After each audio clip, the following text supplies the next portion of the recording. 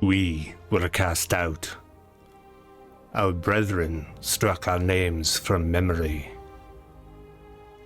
Guided by gods and spirits, we stand firm in our conviction.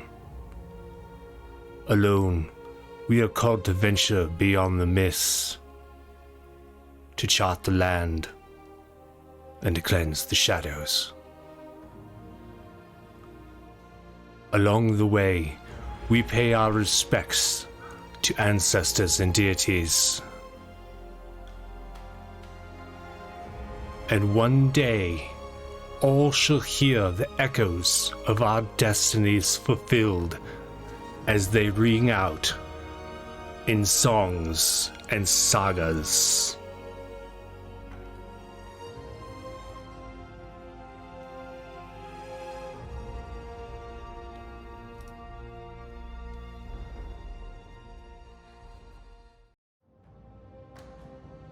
Hello, everybody, and welcome to New Year's Day. First of all, Happy New Year, everyone. Thank you for tuning in here on your maybe day off. If you are working today, my heart goes out to you. I hope it's going well. I hope you're making time and a half at least. And we are going to play some Songs and Sagas, which is a playtest game. We're currently playtesting it. It's not out yet, but it's made by... I don't know if I'm going to butcher this. It's either Fari or Fari RPGs, Fari RPGs. If you go over to Twitter and all of that, you can check them out. I recently got their latest Kickstarter game, Stoneburner, which is a solo dwarf mining in space game I'm gonna play in the near future, probably on here. It's gonna be fun. But Songs and Sagas is can be played solo or as a group, and so I am going to, nothing like a good back kicker game or a kickbacker, a kicker starter undercrowd game. Right. All right, well, before we get started, Sid, why don't you introduce yourself and tell us all about you? Hi, all. I am Sid. I can be found on the interwebs at _Sundance Sid, except Blue Sky, which is just Sundance Sid. I don't know what they have against underscores. But, I like underscores. You can, so do I. I can also be found, here on this channel, doing things like this. Let's plays, let's try this, and let's do this thing. So I'm really excited to be a part of this. I'm happy to learn the game as you all are learning the game. Yeah, let's do it. I did do a brief read through just to make sure I, had some idea, but the game is literally 4 pages long. It's made to be a pamphlet that you print out and take with you. So I feel like you actually printed it too. Look at that. I don't have a color printer, so I just didn't bother. Kevin, speaking of people who are prepared, Kevin, why don't you tell us all about yourself? Hi, I'm Kevin. I'm one of the producers here on the channel, and I'm so happy to be here. First game of the year, playing some Songs and Sagas. I had not heard of this till just a few days ago when Jeremy was like, hey, you want to play? I'm like, dude, I'm down to play everything. So, I'm here to do this. And, like Sid, I flipped through it briefly to kind of get an idea what we're doing. Like Jeremy, I really skimmed it just to get an idea, but I'm ready for Jeremy to take us into our own saga, take us through this fog we see on the screen, and help us tell a great story. Yeah, I'm excited. I love learning new games, especially I was saying before we started, games with cards. It's been a thing that I've been really, I don't know, it scratches an itch for me. I don't know why, but I love it. But that's totally fair. You can find me online, Kev Ran Games, when I'm not here. So nice. Hello. Hello. Happy New Year. And I'm Jeremy Hochhalter, also producer here on the channel and owner-operator of Wanderers Haven Publications.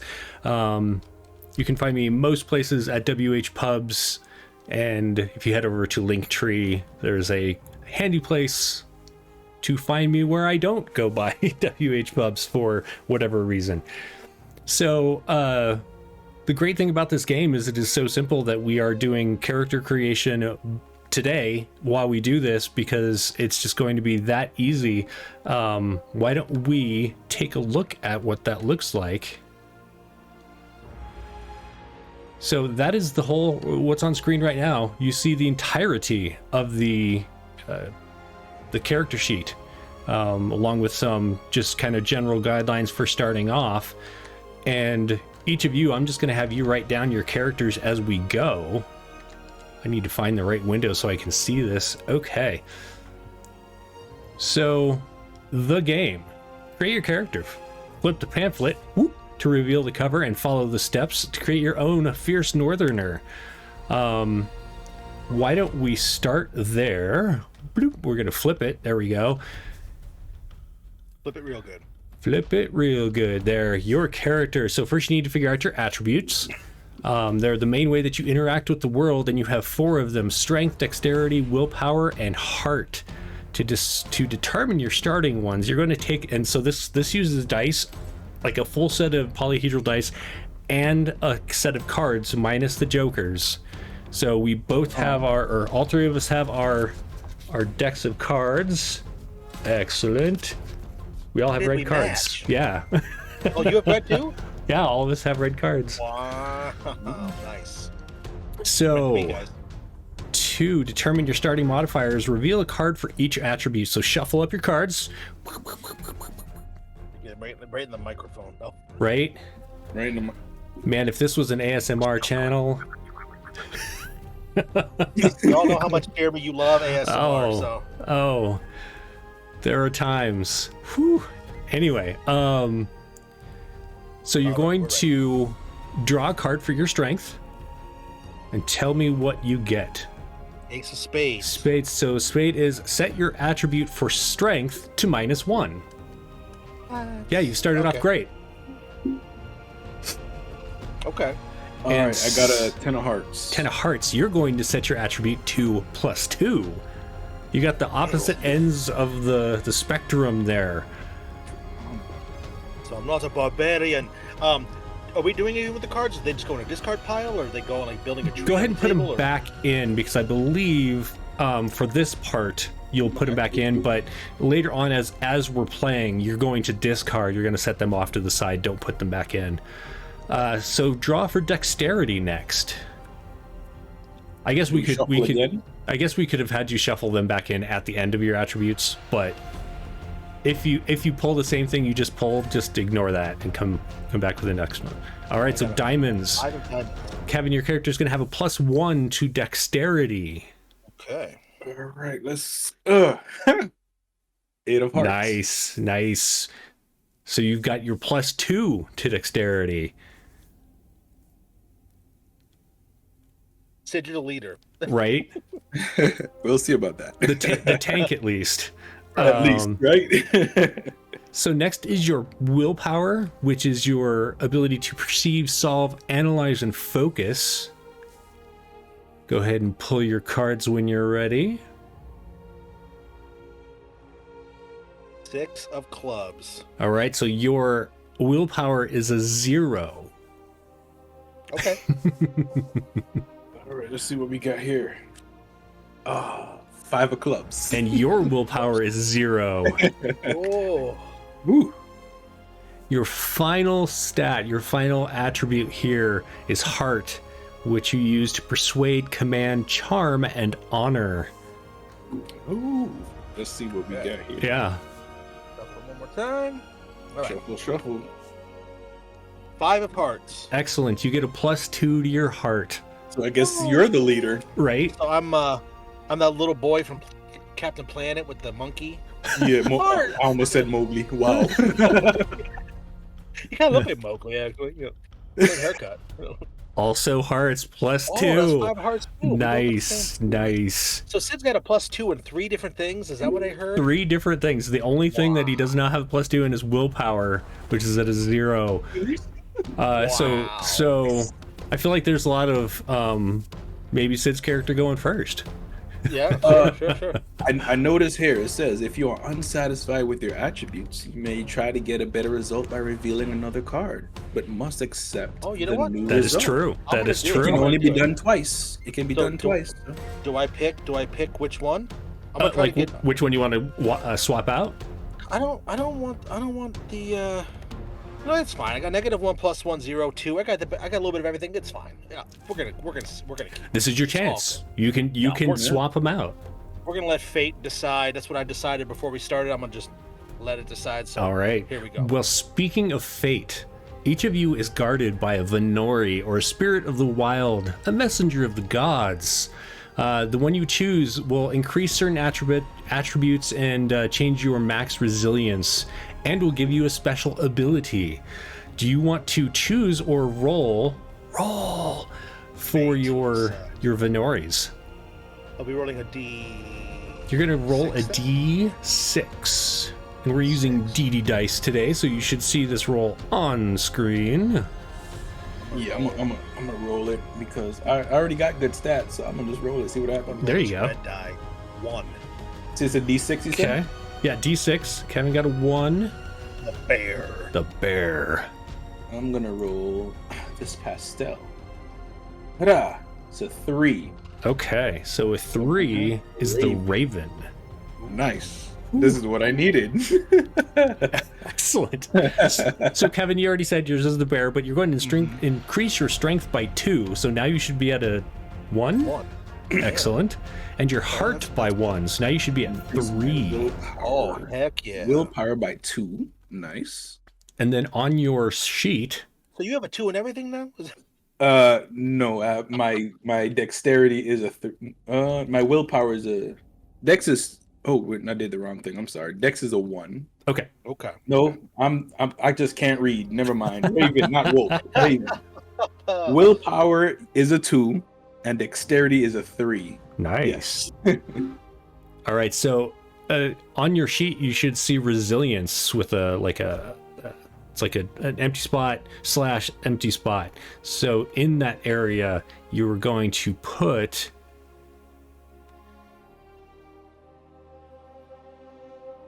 1d10 + 3 from my max. It looks like it's correct. Bear. Yeah, and 1d10. and Sid is a D8 + 2.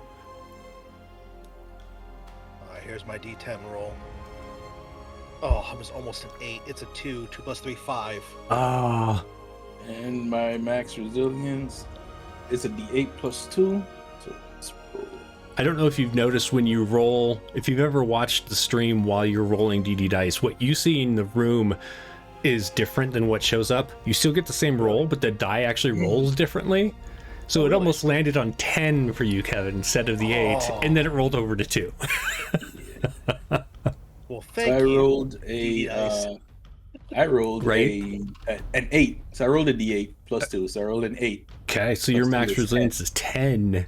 Yeah, I'm gonna be in front of everything. Yeah, you're I the. got And then you want to write down or keep track of this special ability. So the bearer, for Kevin's character, you may burn a card, so you'll end up building up a hand of cards. You may burn a card to roll an extra D4 on top of your armor to resist incoming damage. And Sid the Raven gives you that you may burn a card to force an enemy to step down their attack die. So essentially, if they're rolling a D8 as their attack die, they're going to go down to a D6 for their attack die. nice. Nice. And then each of you is going to start with a D4 set of armor. So under armor, write D4. That's the die that you will use to roll against an attack to see how much of it you kind of shake off. Oh, that and the little- speaking of, little we can get it clarified because the creator of this game is here, and they can clarify if it's Fari or Fairy or amazing. somewhere else in the pronunciation spectrum that I'm not hitting right. If you want to type out how it's actually spelled, welcome to the channel. Thank you for joining us today. Yeah, thanks for hanging out. We're really excited to play this today. So. Very.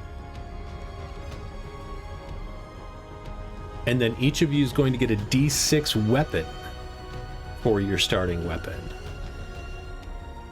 So we're rolling that? The first one okay, so Fari is what they use, because I'm pretty sure that's what I said first. But I might completely be forgetting.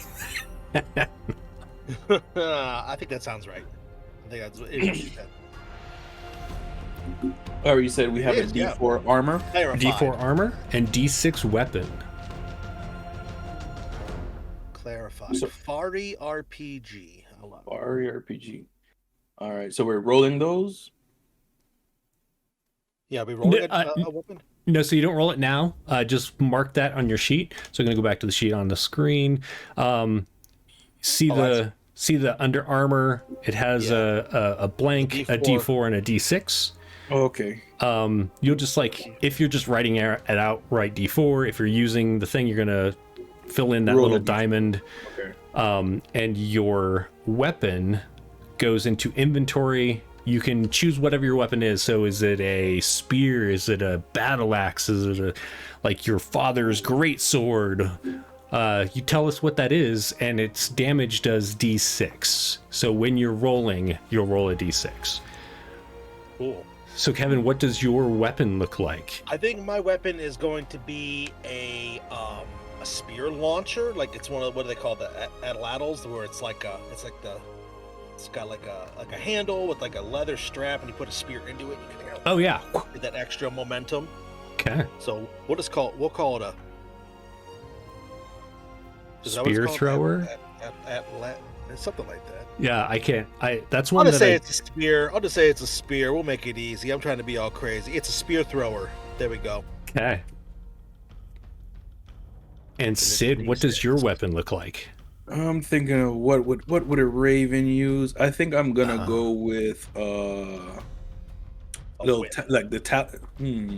that you say that, I think I'll use larger talons, like those curved blades, those small curved blades, daggers that assassins use, but just a bigger one, so like a small short sword size. Okay.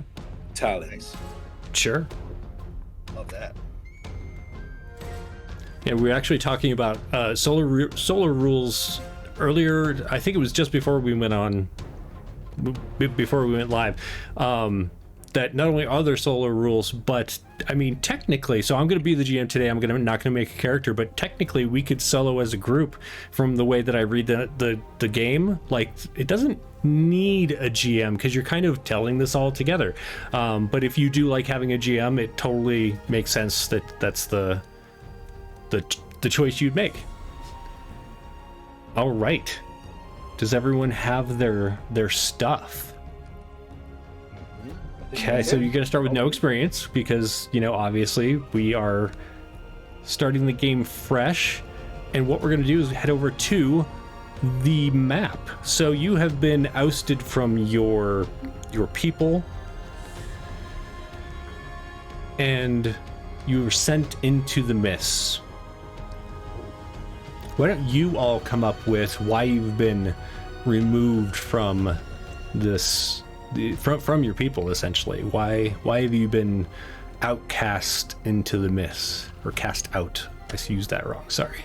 Now, are we from the same people, or are we from a different tribe? Okay. Well, I think.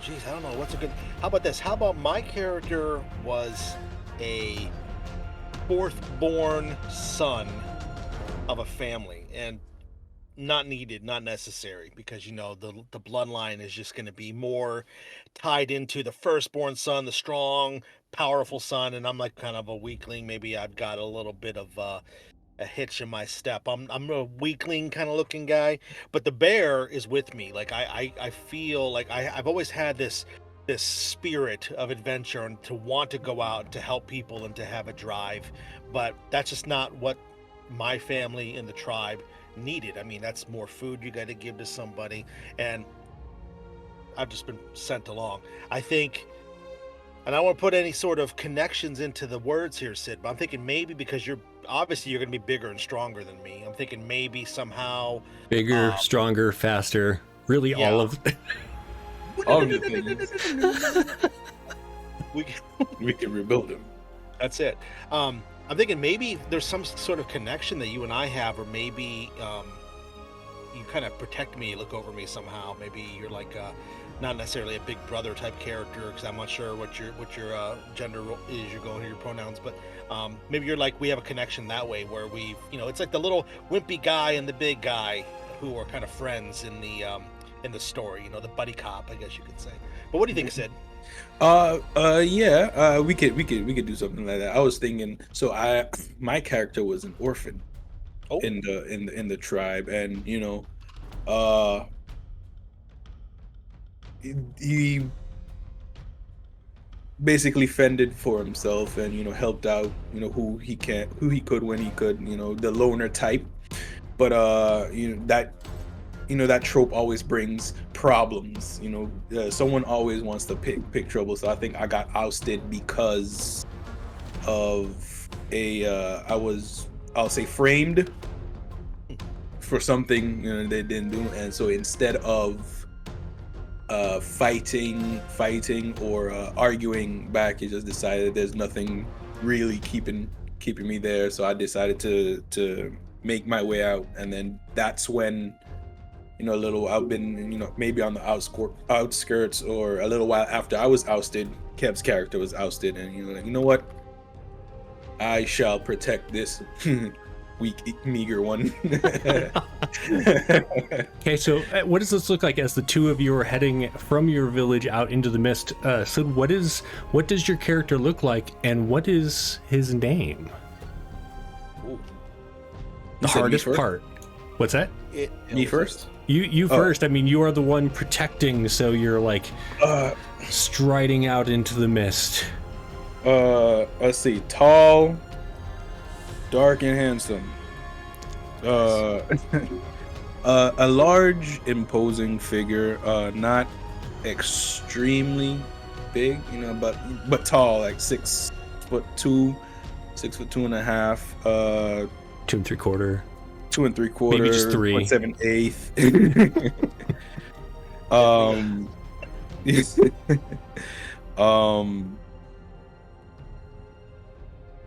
Yeah, muscular, but just not overly muscular.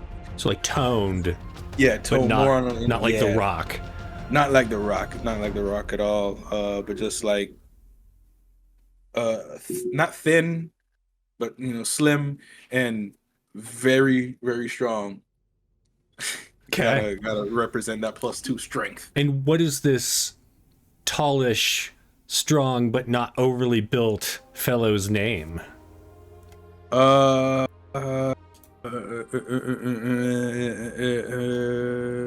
should we have chat decide while Kevin's describing? Yes. Okay. Chat, nice. Chat, you get to decide what Sid's name. character's name is, and Kevin, what does your character look like? And if you have a name, let me know what it is.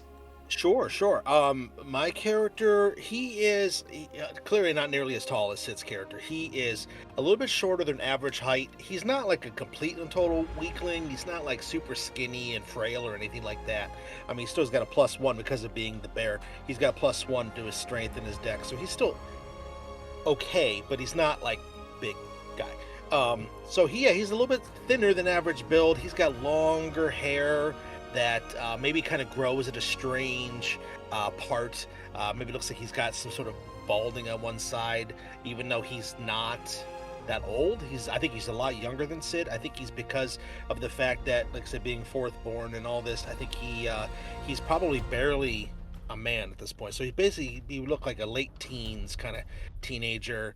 He doesn't even have a beard. He's just kind of not as tough looking. And I'll name him. Chat doesn't have anything for us, Sid. Yeah. I'm looking on here. I'm gonna choose I'll put you guys in a Steingrim is Sid's name. Steingrim. I love it. Steingrim. With a Y, it's got to be, right? Oh, Yeah. Absolutely. A Y where? I was just about to both of them. Both Both of them, eyes right. are Y's. Mystic Spiral with 2 Y's. That's a Daria reference for anybody who got that. And Kevin, what's your name, or shall I randomly make a name for you? Yeah, let's have you randomly. I'm all about random today. Let's do All it. right. Do it. Your name is Borgar. Borgar. That sounds pretty good with the bear. Borgar. Yeah. And I think I've got one eye that's a different color than the other. Oh, that's nice. That's nice. Yeah, I got that wild gruff look. That dirties up nice look. You know, like Okay, yeah. Henry Cavill in The Witcher. Oh, Yeah, Did you Cool say down dirty here, buddy. up nice? That's yeah, awesome. yeah, just that gruff. You know. talk about my man crush now. We got to. Right? You just yeah. pour molten lava on him and he'd still be like, oh my god. Oh boy. All right. Well, as you head out, so the way that this works, gonna head over to the map. There's a hex map that you will all move your way through as you're exploring, essentially, and you roll a d20 on the map in order to just determine which hex you start on. But since I didn't set this up in a way that I can roll on it, what I want Sid to do is roll a d12 for me, and that'll determine which area you're going to start on. Well, Do that. Do we have did I miss a link? Do we have access to that map, or is it just roll it? 7. I got you a 7. 7. You don't have the map. Imagine 12 hexes laid out next to each other. Yeah, I was just wanting to make sure it's all good. All right. All right, so 7. We have 1, 2, 3, 4, 5, 6, 7. 7. Oh, actually, I shouldn't do that way. I should do your starting here. All right, and then we're going to roll, and I might as well roll some things as well. Yeah, dude. So I'm going to roll what this first area, what its adjective is. Let's roll a d20. 4. So it is a spiritual place. And then we're going to roll the terrain, which is a d10.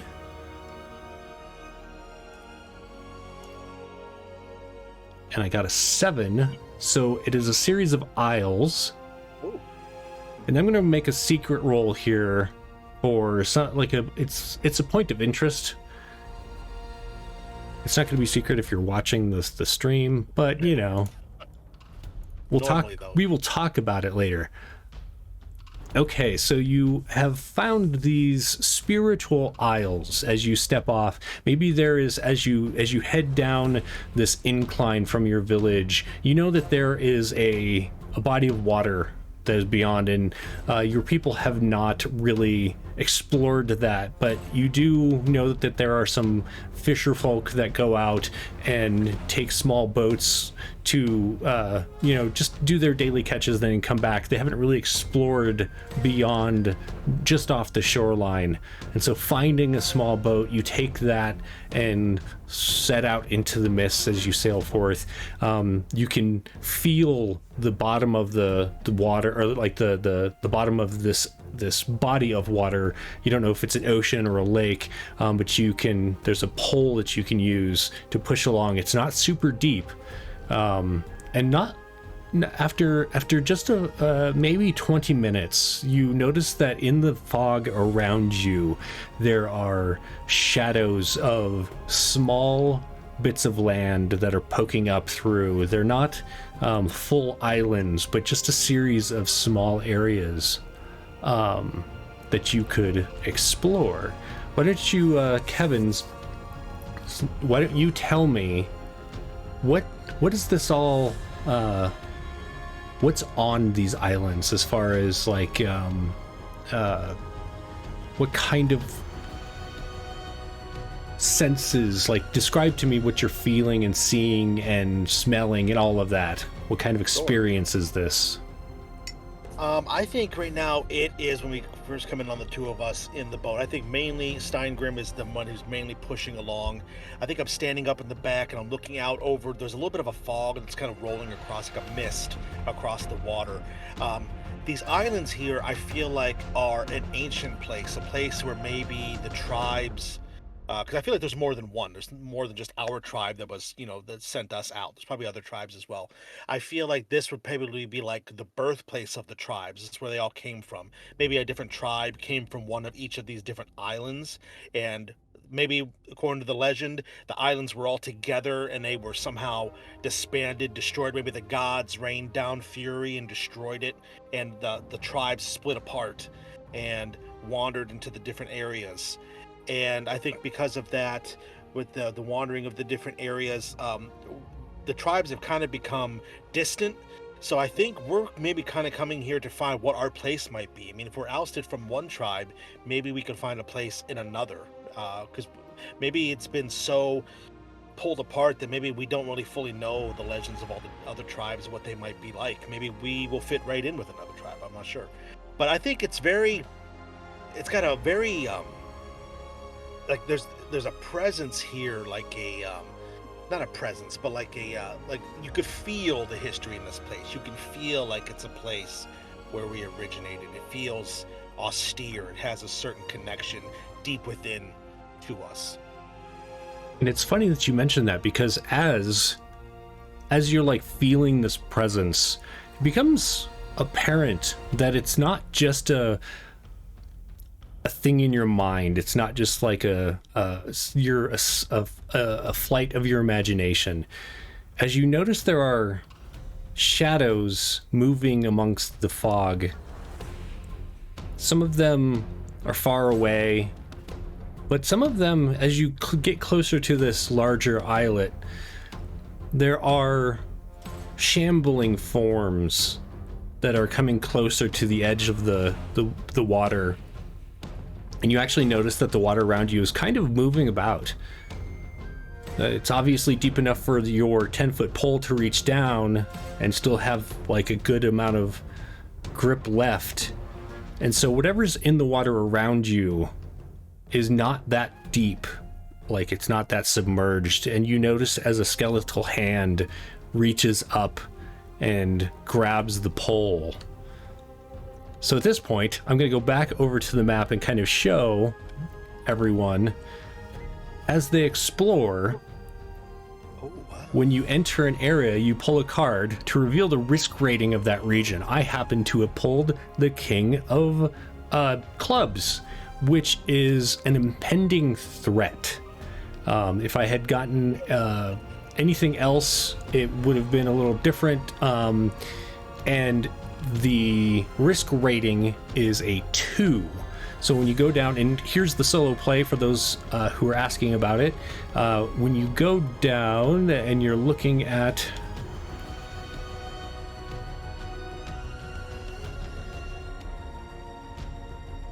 I think this is on a different page. Hang on.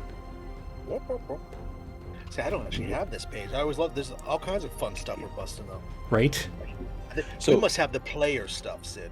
Yeah, that's what it is. So the Venori, they're guardian spirits, but are they a physical manifestation? What do you think? Oh. I'd say they can be physically manifested. Yes. It's not necessarily always there, but they can be if need be. Nice. You walk around the village, everyone has a guardian spirit walking around with them, or just standing outside the house. That's cool. You can summon and unsummon them. That's what I think. Nice. Okay, sorry, I lost track of where I was on the thing, and now I need to do. So I know I pull cards, a number of cards equal to the risk rating, which is 2. Bum bum bum bum bum. Okay, the GM.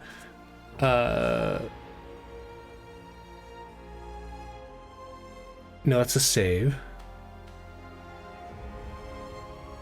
I apologize. I read this and now I've completely forgotten everything that's going on. Right? A skeletal hand. Right. Grabbed. Risk rating, chart the map, 1 to 3, each hex. Okay, so essentially, are you going to try to make a save to avoid them, or are you going to battle them?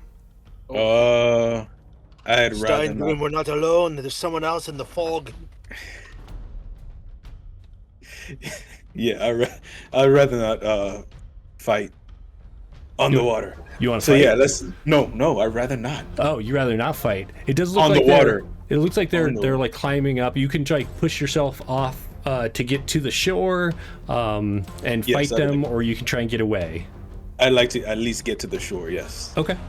So here is where we will. You're taking a risk or.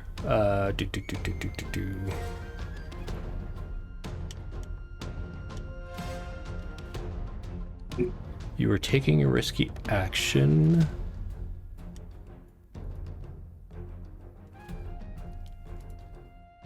I should have highlighted this so I knew what I was looking at every time I go look at a combat.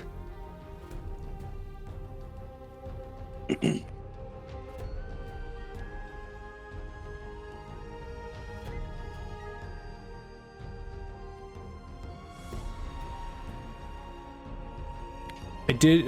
There is a reaction for NPCs. I'm not going to, actually. Let's go ahead and do that randomly. So you can pull a reaction card. All right. So I'm going to pull as you. This actually will change how everything works out.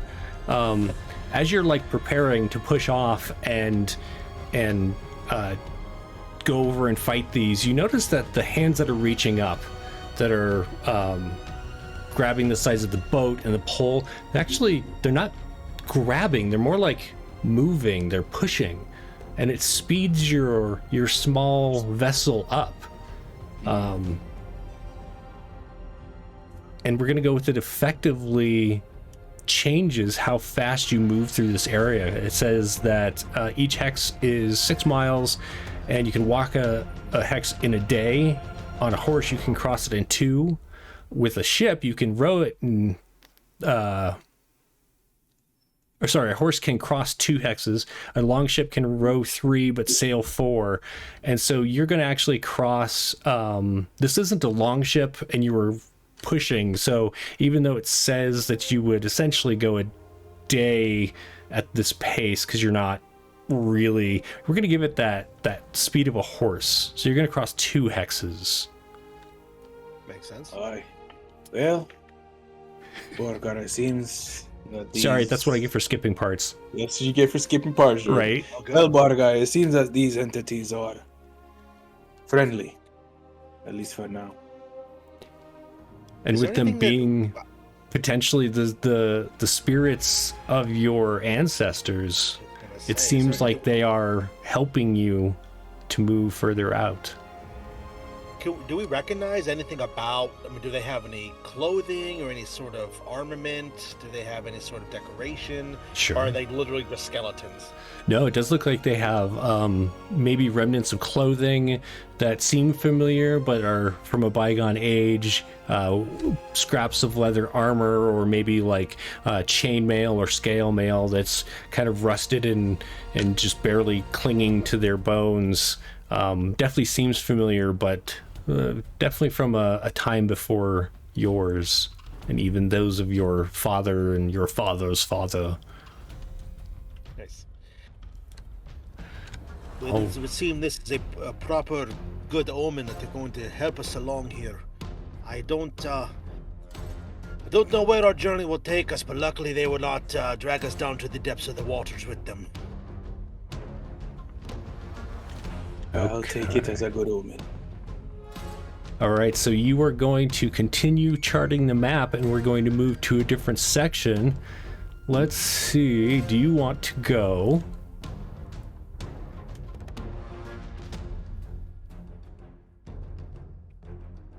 south, southeast, or southwest? South, southeast, or southwest? Did we roll? Yeah, I was gonna roll a d6. Yeah, roll a There we d6. Nice. You want to do it or? Sure, yeah, I'll do it. Yeah, so we'll do 1 or 2 is going to be to the one that would be southwest, and then Southwest. 3 Okay. or 4 would be Go for it. south, 5 or 6 would be Six. southeast. Yeah. D6. I'm gonna roll a white die this time. some different colors. 2. So we're going to the southwest. Okay. And you're going to cross over 2 of the hexes. So go ahead and roll. Sid, roll a d20 for me. I'll roll a d20. It's a 3. Okay. And Kevin, go ahead and roll a d10.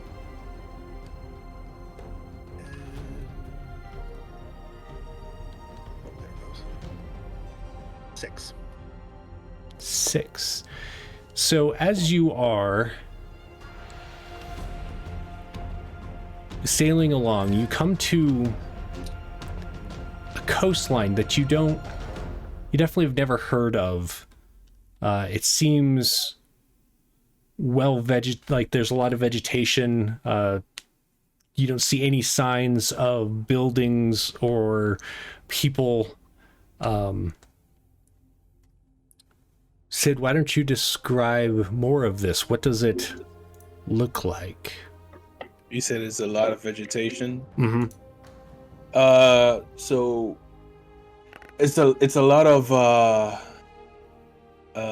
vegetation, a lot of flora that we don't recognize. There's a lot of overgrown and larger than normal flora that we don't recognize, and those that we do recognize, like I said, they are abnormally large. So if a rose or a lily comes 10 inches off the ground, this one comes about 2 or 3 feet. Okay. So like everything's oversized, or everything's taller? Oversized. It's oversized. Interesting. Okay. So at first glance you think that we were shrunk, but it's just everything's oversized. Okay. And wow, I can't draw with my thumb at all. I have a trackball. That's supposed to be a 2. I apologize. We're with you. I'm with you anyway. As your kind of rickety fishing boat hits the rocky shore, and you step out, you do notice that in those abnormally large trees are houses of a sort. There are made from the various leaves and woods of the forest around. You see that there are essentially huts with rope bridges and such that go in between. Kevin, what lives in those huts? Well, I think as Borgar steps over and he's looking at the flora to see how big it is, he's about to reach out and touch one of the plants, and he hears something over on the side. His attention instantly draws over to one of the huts, and he sees a shadow figure. Looks like a shadow at first, that kind of slips behind one of the windows and moves to actually stand in the doorway. And the silhouette for a moment looks like a human woman steps forward, but then as they take another step further out onto a small little walkway that's on the outside of the door, their features are more illuminated. What it looks like a humanoid that actually has plants like vines and stalks growing out of their hair. Their skin is like a green mottled kind of color, so she actually looks almost like a strange like a dryad. Like a mixture of like the vegetation in a person. And I think as she steps forward, then there's another head and another one and windows nearby. I feel like she's the only one that comes out to see what's going on, but the others are all looking. Even in this culture, we don't know there's rubberneckers who are looking out to see these 2 people who have arrived on their shore. And I just looked to Steingrim again. I do not think we are alone here either. And I'll point and gesture in case he didn't see, but I'm sure he did. He's got a very good eye. Let us hope that these are as friendly as those skeletons. It's funny that you mentioned that. Also, I just want to rectify. It's not that we.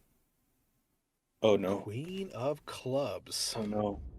Yeah, I just want to rectify that. Ooh, that they're not. It's not that we don't recognize the flora. It's just because they were oversized. We thought we didn't know what they were. Okay. So, but on closer inspection, oh wait, that is a lily. It's just huge. Yeah. Yeah. So as you're looking at this woman and noticing all of these oversized plants that are familiar, at least, you notice that the woman and the people are definitely wary of your appearance. From nearby, you see her pick up what looks like a sling, and she has like a rock that she places into it, or maybe it's a pine cone or some kind of other nut or something that she can whirl it around and throw it at you. And you hear the sounds of others moving about and the clatter of maybe spears being handed out. What do you do? Do not be afraid. We're not here to harm you. We are simply travelers in your land. I am Bordegar, son of Tiragar, and this is Steingrim of a nameless house. And I'll put my hands up, and they'll see that like one of my hands is the one that doesn't throw the spear. The other one, it's like it's smaller than my other hand. So it's like, I guess that's the thing that makes me a little bit weaker, is I only have really one good hand, I guess you could say. Gotcha. So yeah, they'll see me kind of, but I'm being very unthreatening, very open.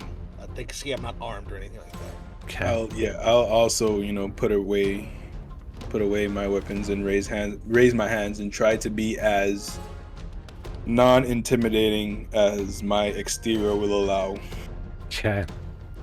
So first we need to set the rating for this area. So I'm going to pull another card. It is going to be Hearts. So it is a 1 is your starting rating, which means that I will reveal a number of cards matching the current region's risk rating. For each black card, I'm going to increase the difficulty rating by 2. So I only pull 1 card. It is a black card. And so kind of you if you're playing with a GM, you discuss with the group what the difficulty rating should be, and the typical is a 12. Because I pulled Hearts, just gonna double check this. Because I pulled Hearts, it says starts at 1 and there's a moment of serenity. So I'm going to actually say that your starting difficulty rating is going to be a 10.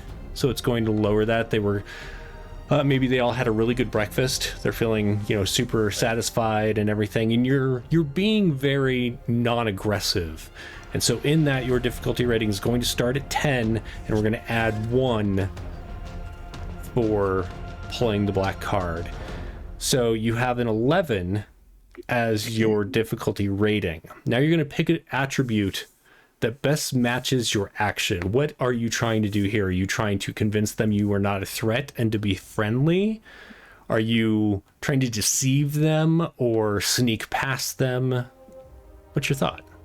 Well, for one, I'm being very open with them. I'm trying to use my heart to actually be compassionate, to show them, I'm not lying. I'm being very open with them.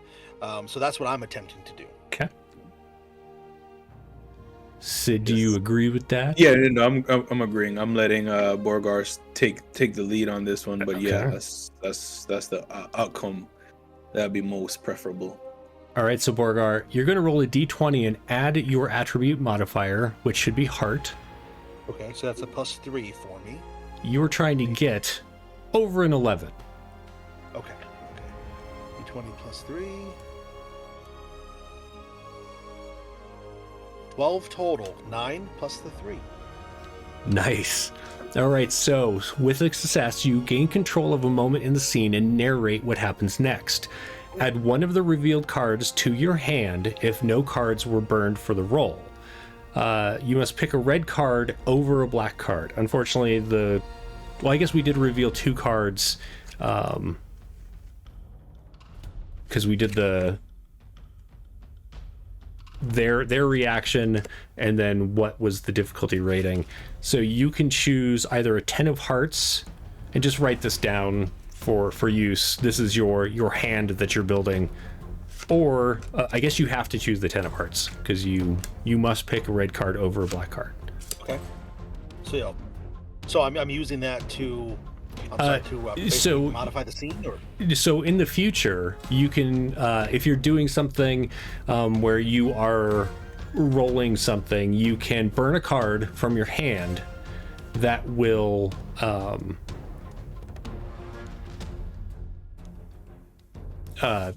do something that you want it to do. So on you can refer back to this. This is on the file that you have under.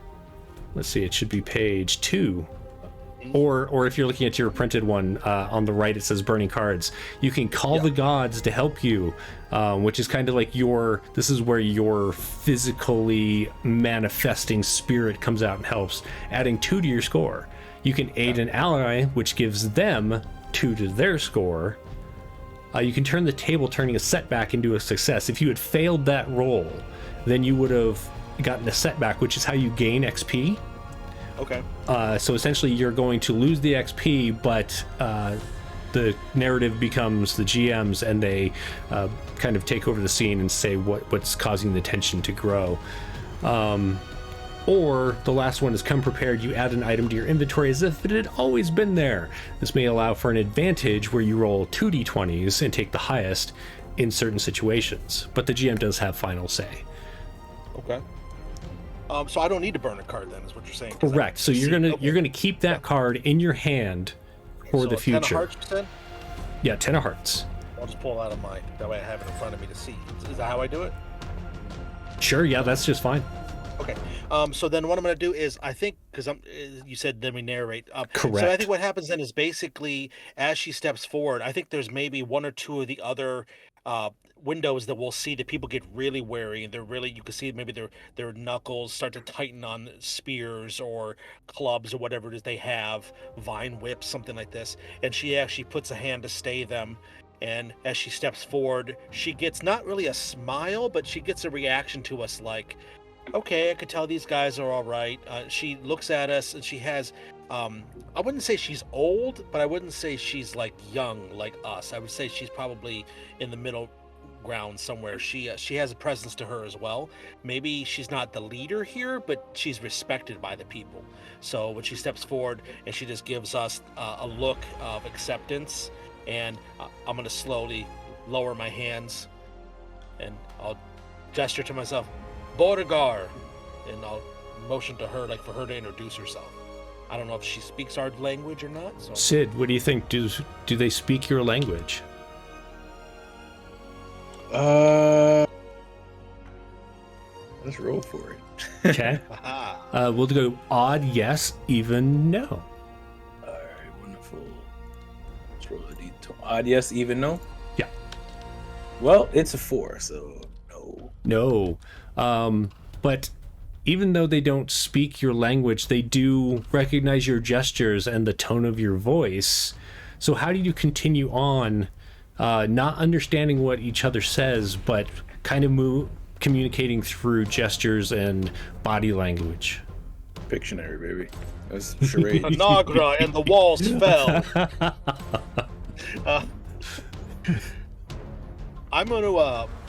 I'm gonna step forward and I'm gonna crouch down on the ground. I think there's maybe a slight area where there's some dirt, like where the vegetation is a little bit not open, but there's enough where, and I actually draw, I'll draw like a little series of little shapes on the ground that would be, hopefully they'll understand, is the islands.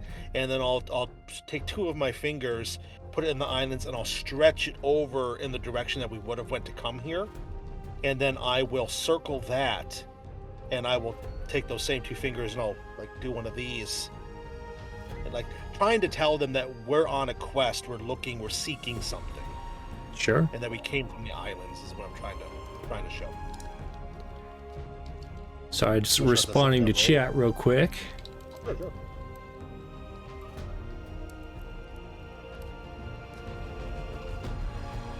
Stacy's been making figures for you all, and so if she wants to post them here so everyone can see them, that would be awesome.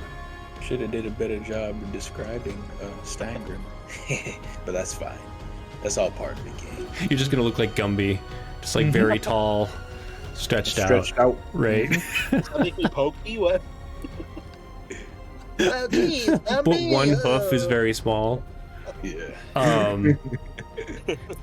All right, so let me just double check. I believe you don't get experience for this because you had a success, but you gained a card for having that success that you can burn later. So now you don't. What's that? Do I draw a card then? No, the one that you already got, the 10 of hearts. I'm just going over the rules to make sure I didn't miss anything as you were moving through this save or test. Oh, our figures look so awesome. Yeah. Super great. Super amazing. I should set up a way for me to show them off. Meow. I look so friendly. I love it. While I do this, Sid, why don't you tell me about the time that you spend? Well, you're here for like the day as you travel through these woods or this forest. What does that look like as you are wrapping up this hex that you're moving through? I think I'm traveling not traveling, but exploring with a small contingent. As accepting as they were, I don't think they'd fully dropped their guard for just two strangers. So I'm traveling around, walking around the village and looking at, like I said, these plants, this vegetation, and doing as best as I can to ask questions and learn more about this particular island, and get the names and some techniques on how they operate, their day to day. Nice. And where do you end up calling it a day? Is it at the edge of the forest? Do you rest with these people for a while? Yeah, so I'll go as far. I'll keep going, and as far as I can until because they know best on what's around. So until they give warnings on, all right, it's time to go back, it's getting late, then I'll just agree and follow them back to the village, back to where the boat, at least the shore. Okay. Yeah, there's some minis. Yeah. That still lasted long, or not as long as it took me to set this up, but I am almost there. Look at that in real time. Look at that. Boom. There you go. Ooh. There is one Steingrim. Looks so cool. Yeah. And here is one Borgar.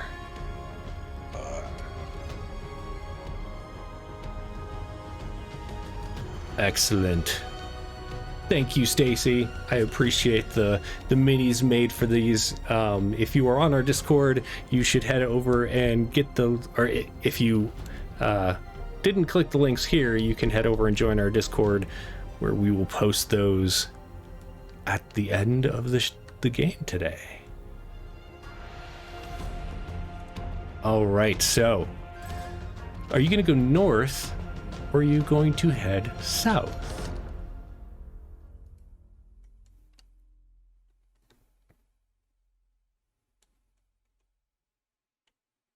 What do you think, Steingrim? Same thing as we've been doing. Let's roll a dice. All right, so let's do south, north even. Okay. North even, not south. North even. So D20. Roll. North. Got a 12. North it is. All right. So as you're heading north, let's go ahead and roll. Kevin, why don't you roll a D20 for me? Yeah, I'd love to. 20. 18. 18. All right. And then Sid, roll a D10 for me. D10. Green squiggle. But I was not a D10, but a 7. 7. All right, so as you wake the next morning, you notice that through the mists, you can see, barely illuminated, are a set of very colorful and full of life islands again, off the shore of this side of the forest for you to continue through. Edit text.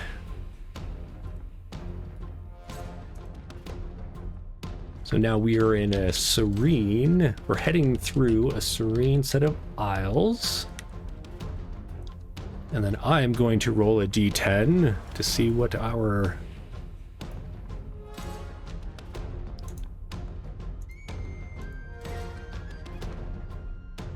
point of interest is. Okay.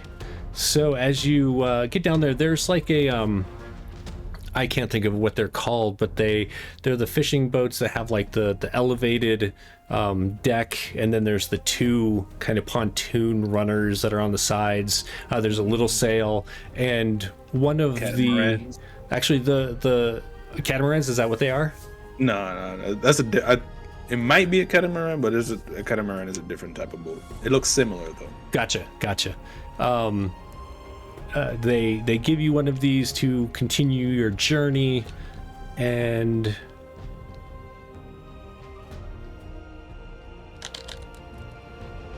just adding this to my DM side that you all shouldn't be looking at, but you are anyway because you're on the thing. So right, I see nothing.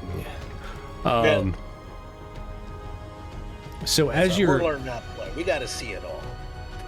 We won't metagame. As you head that direction, I need to pull a card to see what our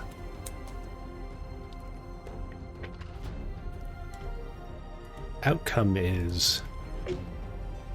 So I'm assuming we part ways with the folk when we continue our journey. Did we ever learn their names? Ooh, that's a... You did. What were, at least the first one's name? What was her name? Fern Gully. She says her name, and you're just like, cool, Fern Gully. Yeah. I will. Okay. Yeah. Let's go. Let's go with Fern Gully. Okay. All right, so we pulled another heart. So you're going to start this area with a 1 plus a moment of serenity. So we will see how this goes. As you are going through these islands, everything seems very quiet. There are some birds flying around. The wind is just enough to help you go in the direction that you want to, instead of having to fight against it. There are clouds in the sky, but they're giving you just enough shade to be comfortable instead of baking in the sun. What else does this serene set of islands have for you, Sid? A pristine beach. Okay. So we come out the mist. Yeah, we come out the mist, and it goes from what I'm assuming is a dark, murky, blue coloration of water into crystal clear. Okay. And then we land on a beach, white sand, clear blue water beach. And Kevin, you notice that there is some kind of structure. It reminds you something of a temple that your people would have, but it's just the first reaction that your mind has. But it's partially submerged in the water and partially out of the water on this pristine beach. So why don't you tell me what that looks like? Sure. I think it actually, again, it's strange because Steingrim, Sid mentioned earlier that when we went in that flora, it looked like it was slightly larger, so we looked like we were partially shrunk. I feel like this castle is the opposite. I think it's just really, really big. Like when we go up to where, not even the front door, because I think because of the way it's submerged, the base of it would be below the water, below the sand, and it juts up almost at an angle up out of the waters around. We could see it all because the waters are so clear. We could see how far down it is.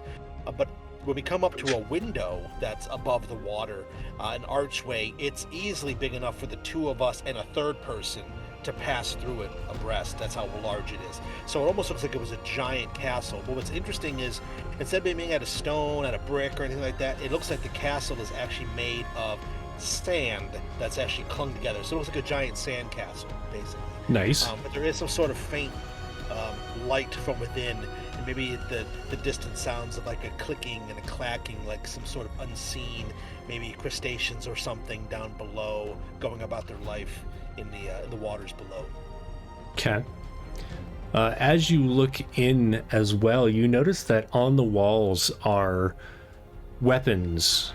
Some of them seem familiar to you, like they are ones that your people have forged, while other ones are quite different, very, very strange to your sensibilities.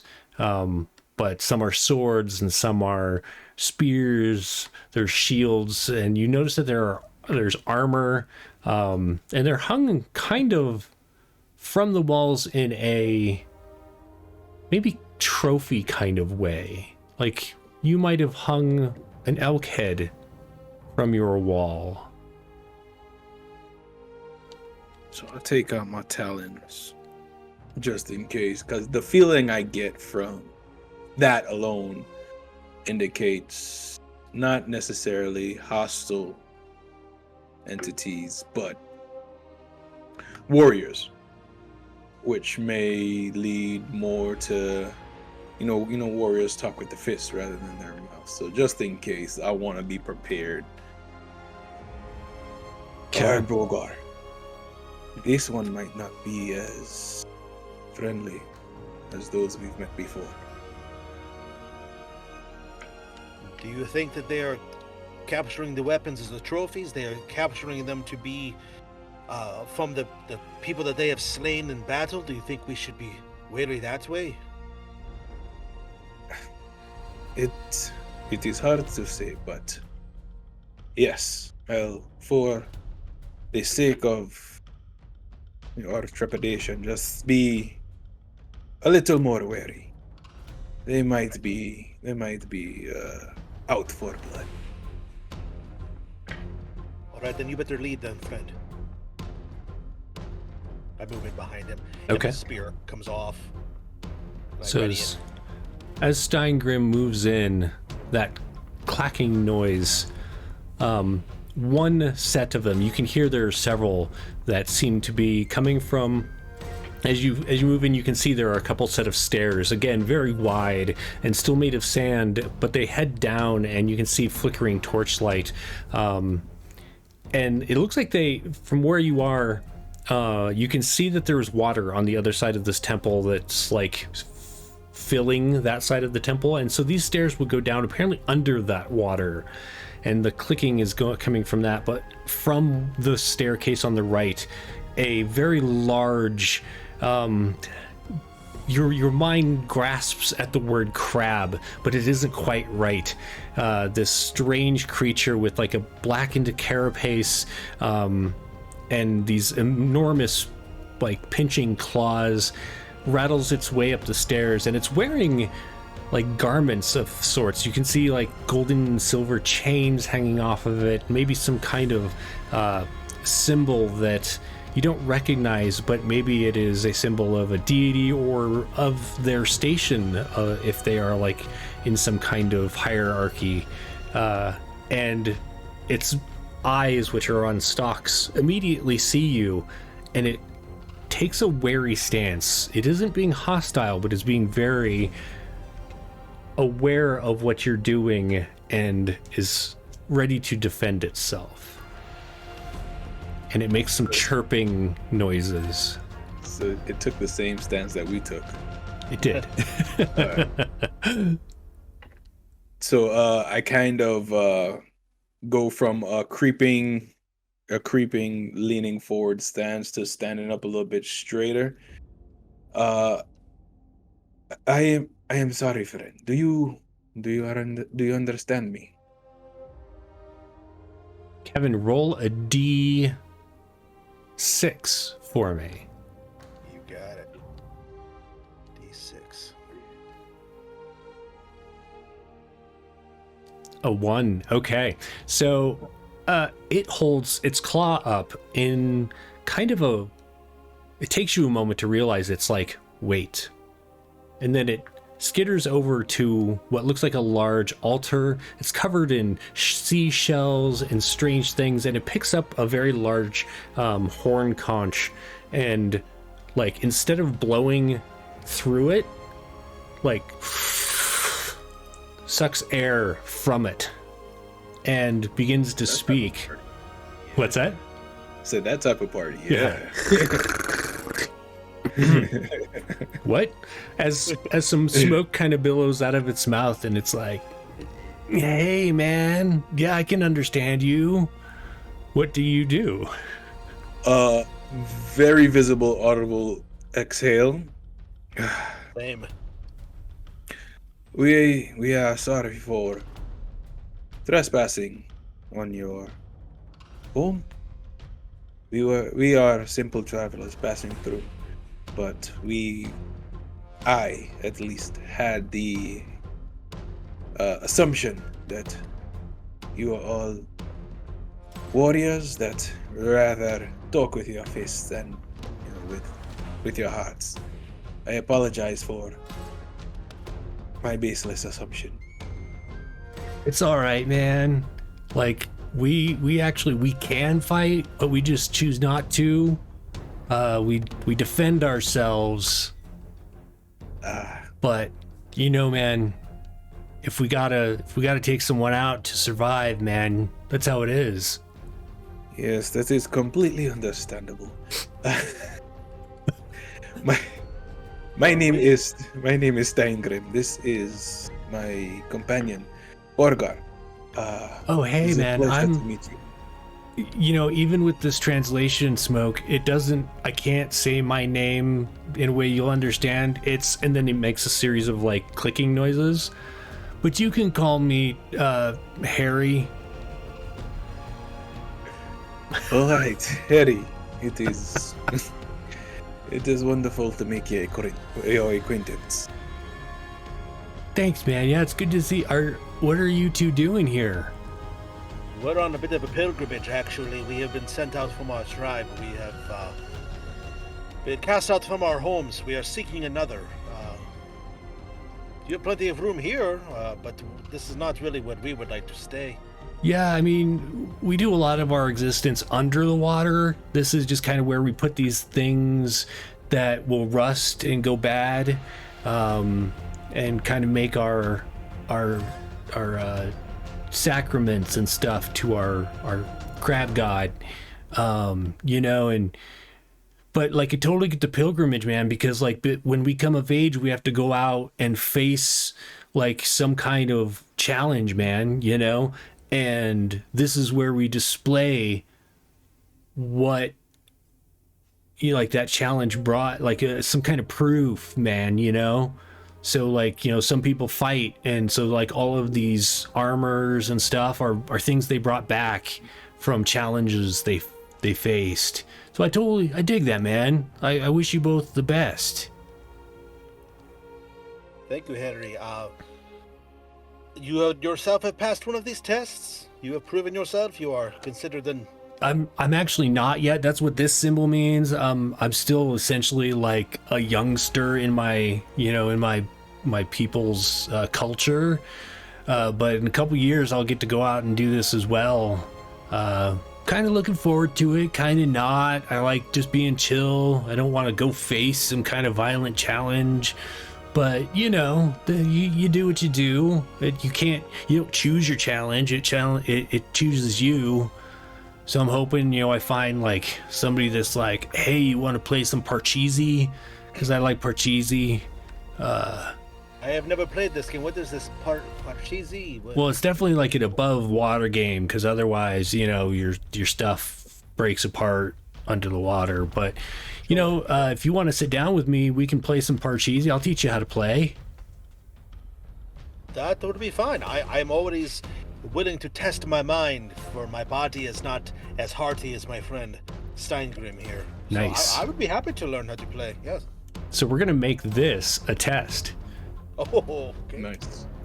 So you are going to take an action with an uncertain outcome, but no consequential risks. So it's not going to like stab you in the face if you fail. We don't die if we fail a Parcheesi. Good to know. Right. You are going to pick an attribute that matches your action. So in this case, sorry, going back to the character, probably willpower, because you're perceiving, solving, analyzing, or focusing. Yeah, it makes sense. And let's see, so I pulled 2 cards. We need to do a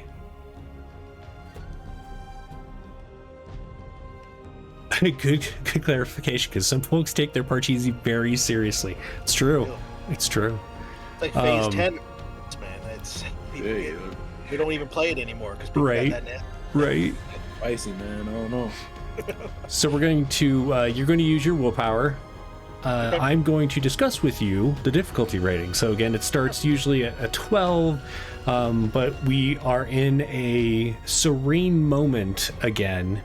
So I'm going to make that a 10, especially because he's like teaching you how to do it. So the first couple hands, he shows you how to do it and everything. And then after that, you start actually playing to see how well you do. So we're going to go to a 10, and then I am going to pull a card, which is 1 card. Can I play as well? I want to do this test. Sure, why not? Let's do, Yeah. You can both roll for this. So I'm going to roll a card and add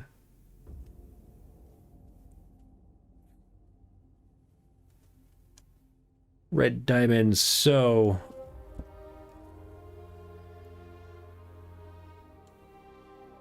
do. Uh-oh, I lost that chart.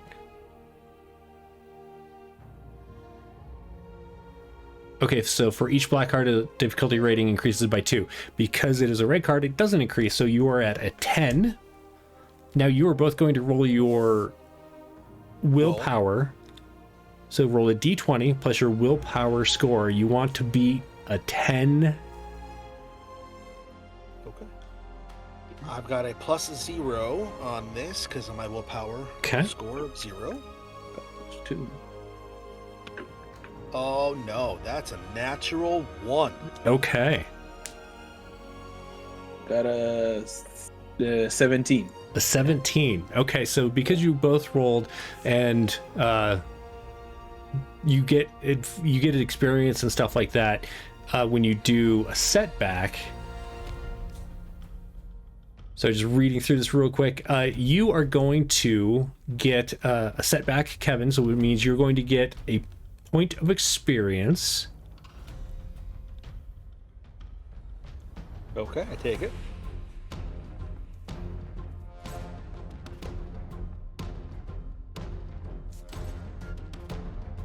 So I'm reading the setback thing. So you mark XP, but relinquish control of narrative to the GM, and then they describe what happens and may inject more tension into the scene by introducing a new consequence, whether it's a narrative mishap, loss of resilience, damaged armor or weapon, or a new condition.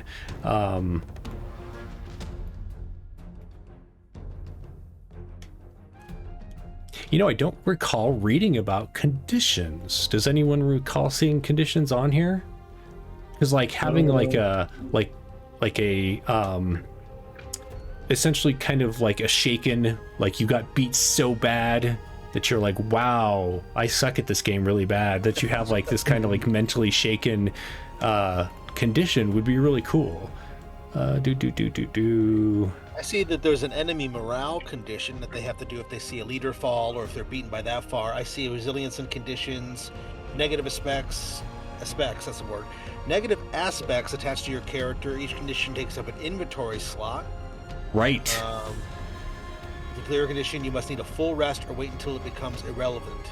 Once per session, the GM can use a condition to make you roll with disadvantage. Totally. So we're going to go with your willpower. So willpower is shaken. However you want to, whatever you want to call that. Add that to your inventory slot. I'm frazzled and confused. I don't understand these cards. I don't understand these dice. I don't even know how to play Parcheesi in real life. So it's a whole meta. Like, I don't know what's going on. So. Meanwhile, Steingrim, you got a success. You're going to gain control of the moment in the scene and narrate what happens next.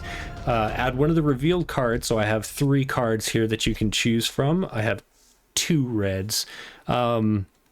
And add to your hand. So what does this look like as you beat not only Harry, but just like trounce your friend Borgar? Beats me physically, now he beats me mentally. I love it. I understand. So if I play this here and roll this, then I win, don't I? Do I not?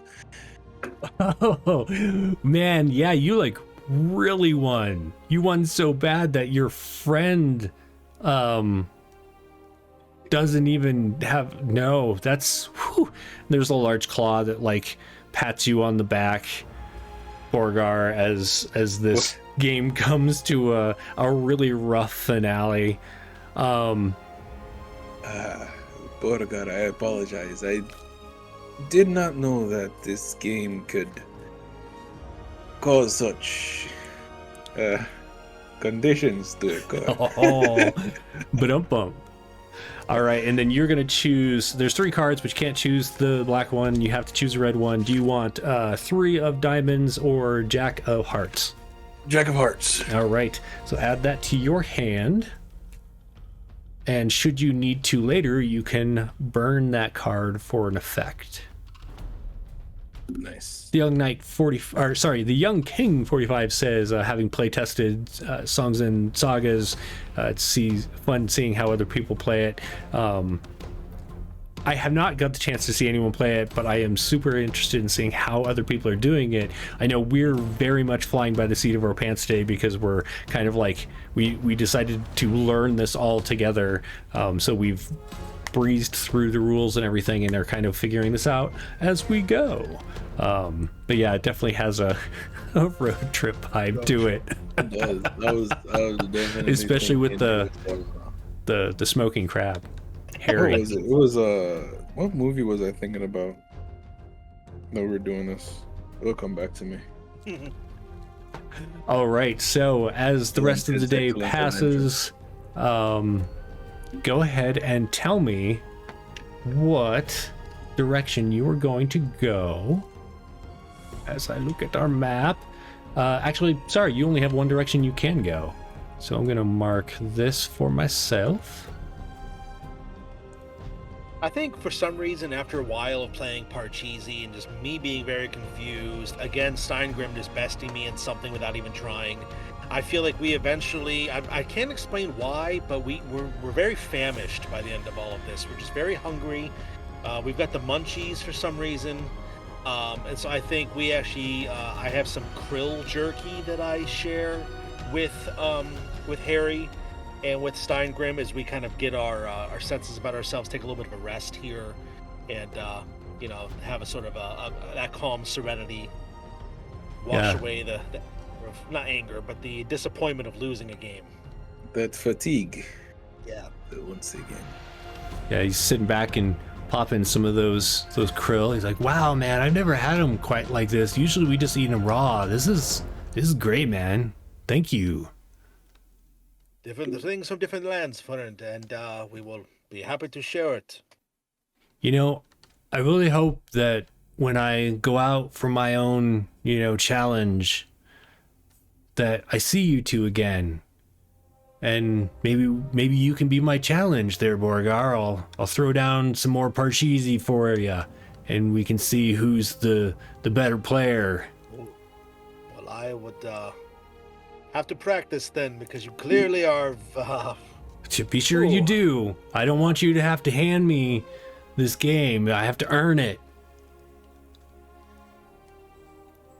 All right, do you have an extra copy someplace I can take with me and practice on my journeys? I mean, we don't really have all of these things we, took from other people, so no, not really. Okay. I will practice in here.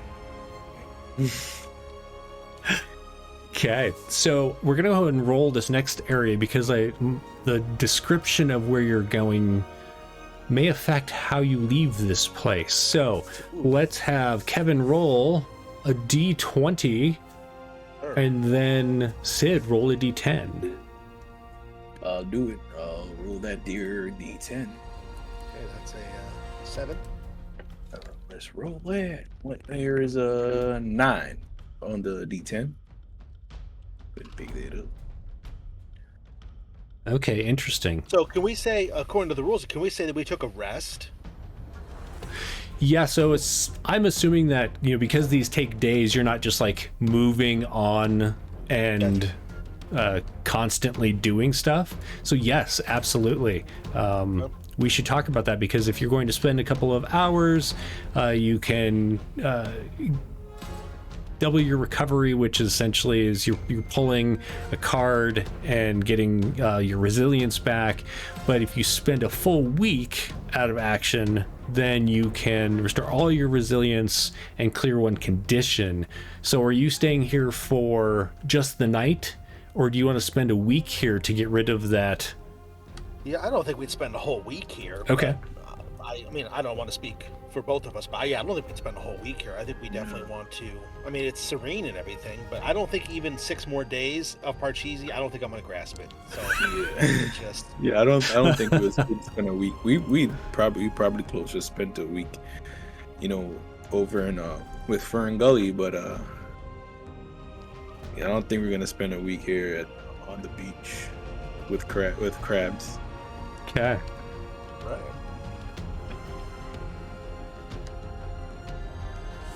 All right, so you spend some time there, and you're kind of getting the idea that not only is there not really a way, there's just ocean and ocean and ocean in like the direction you were heading, but Harry explains to you that there are passages under these islands that will come out in another area that's off over that way. And so you should definitely take that instead of just sailing off into the sunset on your catamaran or whatever it's called. All right. Thank you. So you head down these stairs. Harry introduces you to some other fellows who click at you. They haven't taken a hit off of the pipe of understanding. Mm-hmm. And so he leads you to this area that you have to swim for a little ways and like go through this underwater arch. And when you come up, there is a muddy walkway that leads off into the darkness. Fortunately, you're given some oiled torches to stand against the moisture. The communication conch, I like it. Nice. Magic conch. Harry tells you that the torches should last you until you get to a point where you don't need them anymore. Great. Wonderful.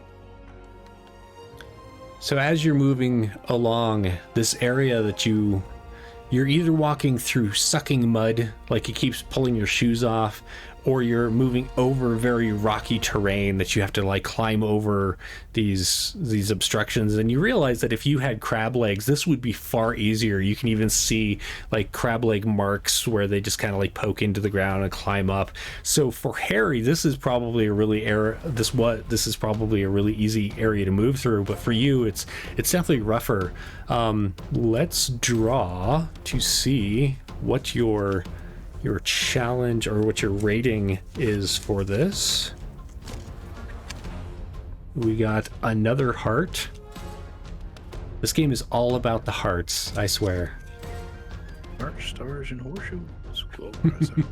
That's why it's a road trip adventure, not Right? a mile to the death Viking journey through Valhalla. So your risk rating is going to be 1, plus your moment of serenity. As you are moving through this area, you begin to smell this scent. It's earthy, but it's kind of vegetable at the same time. You're not really sure. There's definitely a heavy sea salt, like, tang to the air as you enter this very large cavern. And what you see below you... What's that? Do you smell that? Well, yes. Listen. Do you smell something? Yeah. You enter into this cavern, and as it descends down, you see what looks like fields and fields of crops being grown in this muddy soil. And there are some huts that are made of this it's bamboo, but you probably haven't seen bamboo before. These pole-like wood pieces. There are what look like magical lights that kind of hover and flit around this area. But what else is going on in this very large cavern that seems to be growing a good amount of something? Who went last? Does anyone remember? Went last For describing a scene. Kev described the palace. Okay. So Sid, what are they growing? And it might not be something that we recognize at all. And what are they? They are growing a form of... We're underground, correct? You are. A species of... and then did we get to the new hex? Correct. Yeah. All right, so it's a species of since we're so close to the ocean, it's a species of kelp, bioluminescent algae Nice. / kelp. Oh. And there's just fields of it. It's large like bamboo, the trees, the stalks of it, but they grow off of them like corn. Interesting. There's just fields of the bioluminescent algae, and in some plots mushrooms. Okay. And as you see some of the workers out there tending to these fields, what do they look like? What kind of species are they? Miso? Unless you want to hand it off to Kevin, you are currently the describer. I'll describe it.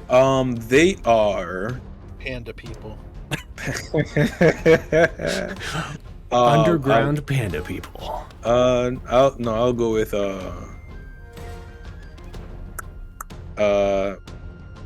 mole people. I'll go with mole people. Oh, cool. Yeah, not necessarily they're humanoid, Okay. but they just have mole features. You know, they are not necessarily blind, but I was gonna ask, do they have eyes or they have they have eyes. They are how media depicts people that grew up underground. Their eyes, they're colorless. Their irises are colorless. They can see, and so like cats, their eyes kind of shine. When the lights hit them, they kind of shine in the dark. So while sensitive to sunlight and other light fixtures, it's not like they can't go out to sunlight and light, but it's just that they've evolved to survive with the limited lights of underground and whatever moonlight or light shines through these caverns, and then also with the bioluminescent algae and stuff like that. And then they have they have snouts sort of like who's like how they like in Whoville, how Yeah. the noses come out to a point with the star But is Yeah. the Star mole or star the star nose? Is it star nose mole, something like that. Yeah. No, Yeah. yeah, they got the thingies. Yeah, they got the thingies. You know, at the end of their who noses. But they are cave people, basically. And you notice that pretty quickly, the closest ones to you, those little tendrils on their star nose, begin to undulate a bit, and they turn towards you. And you didn't notice at first, but there are small, like, children that are out helping, and these mole people turn and shout, and everyone starts to, like, all the children start to run back towards the huts. Some of the farmers pick up, like, what look like harvesting tools, so like a hoe, probably not pitchforks. They're not really gonna they could, like, pitchfork for tilling dirt and stuff. Some, like, clasping cutters that they use to remove the kelps from the higher areas of the tree. They seem to be, once again, wary of your presence. What do you do? Amazing. Yeah, I swear I shuffled this deck and I just keep pulling the same. Please, please. We understand that you may be somewhat wary of our appearance, but I promise we mean no harm, and we just want to make our way through your village while we search further on for different land. Okay. So, Sid, I'm going to have Steingrim do a heart check for this. This is going to be a heart test. That's a D20, right? Just want to remember. It is, and then you're going to add... Yep. D20 plus my modification. And there is... so we started at a 12 here with a +1, so you need a 13 or better. Ooh. All right. 13 or better. Huh. So I got a 3. Oh, wait. It might be... That was a natural 1 plus 2, so I got a 3. Nice. I misremembered that it actually it would have been a 14, but it doesn't matter anyway because you failed so badly. So that's I'm gonna just mark one of the expirations. Experience? Yeah. Okay. Yeah, so market experience, and you notice that they are chittering amongst themselves. You can pick out some words that they are speaking something familiar to you, but you're not really catching everything. And you notice a few of them now are, like, kind of moving towards you aggressively. Borka, I think I may have messed up the introductions. This is why you do the combat and I do the talking. Well, I grab my spear and I'm trying to get it into hands so that I'm ready, because they're coming at us at this point, I would assume. They are. yeah. Looks like there are 3 of these fellows that are maybe a little bit bulkier. They are still just using, like, farming implements, but looks like they're trying to chase you off. So do you want to fight them, or do you want to run away? Well, is the way we need to go through the village? Like, is this the only way we can go to be on our journey is through? So we have to go. It looks like you could go, I mean, you can go on the edges of this cavern, and you do see on the far side there is a fairly large opening, larger than the one you came through. That might be sunlight coming through it. You're not totally sure. Well, Borgar doesn't have any need to fight them. He's just gonna, I mean, he has a spear out in case they do attack. He can defend himself, but he is going to actually motion Steingrim, it's not worth it. Come on. And he's gonna motion to go over towards that opening to try to leave, let these people have their place. The Serenity's gone, and we're not gonna mess around with people in their own home. So. Okay. So why don't we do another test to get out of this combat? We'll call it a dexterity test. This is going both of us or just both of you. So you're still going to have the difficulty rating of 14. Okay. You said dexterity, right? Correct. I have a +1 on Dex. So that's going to give me a 18, 17 +1. Nice. Yeah, I got a 19 + 3, 22. Excellent. So both of you succeed. Each of you gets to choose a card. Who wants the red card? How many cards do you have, Sid? Just the 3. one? I just have the one. Okay. It doesn't matter. I guess I'll take it because it was my idea. Just You want to roll off? Yeah. Do rollies. No. Rolly. Oh, we could do rollies. All right, Yeah. cool. Each of you roll a just roll d20. it. Hey, Roll Creep the Show. highest. Thanks for coming in and saying hi. Good to see Roll a you. d20. I got 13. 10. 13. 13. What'd you get there, Kevin? 10. Okay. So, Sid, you're going to get the Queen of Hearts. And do you want the Jack or King of Hearts, Kevin? Oh, Jack. spade in. Happy New Year to you as well. Happy New Year. Jack of spades. Is that what that is? It's a club. Uh, It's a Did I club. say hearts? Sorry. Yeah, Jack of Yeah. Clubs. Yeah, Jack of clubs. Clubs. Okay. And now Okay. the two of you Spade. will explain how you managed to get out of this potential combat as you're running through this muddy, rocky area. Very difficult for you to move through and reach the far side as these mole people are chasing you. I, with my with the talons, I cut, or at least try to cut the stalks so they fall in the path as we run. Gotcha. And Kevin, what's your... Yeah. So as he's doing that, I'm actually going to take some of the provisions we have. Like maybe we have some sort of some shells and stuff that we gathered from our time hanging out with Harry. And so I'm actually going to take these, they're just small little pebble type shells, nothing big, nothing like the communication conch. And I'm going to actually take the shells and I'm just going to just kind of chuck them off to the side, so they kind of go in amongst the stuff that they're growing in amongst the kelp, and we see the light of the kelp kind of like wave and flow as it gets disturbed, and maybe that distracts some of them, so they veer off to go make sure that that's okay because they don't know what I did. Yeah. And then I just double hoof it out of there. All right. So as the two of you leave your foes behind and emerge from this cavern, let's do one more section before we wrap up today. I need one of you, whoever wants to roll a d20 for me. Go ahead, Kev. Yeah. D20 16. A 16. Okay. And Sid, go ahead and roll a d10 for me. Roll a d10. I'll roll it. What that rolling? I got a 4. A 4.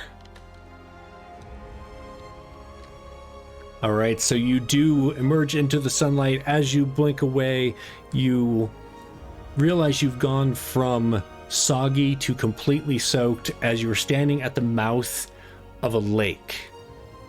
There is a little bit of shoreline that kind of goes down into the lake, but you just see this lake stretching off. Maybe on the far side you can see a little bit of something, but it's hard to see what it is.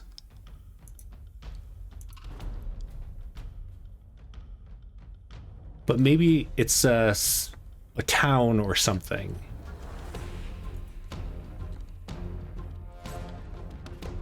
What do? You do not have a boat. So the town is like stilted up above the lake, or it's on a small island in the lake? It's hard to tell from where you are. Right now you're just standing on the edge of this fairly pristine lake. Actually, we should pull to see what the rating is for this section.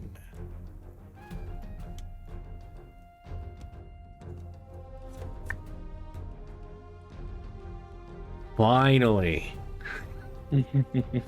All right. So your risk is going to start at a 3, and there's an imminent obstacle. Well, that is you don't have a boat, and the only way you see out of this is getting.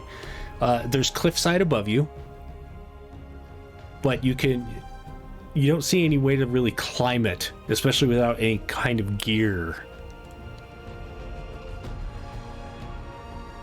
Well, Steingrim, I remember a tale from when I was a child that my father told me about how our ancestors, how they had to swim across the great reefs, swim across the great stretch of sea in order to gain their place.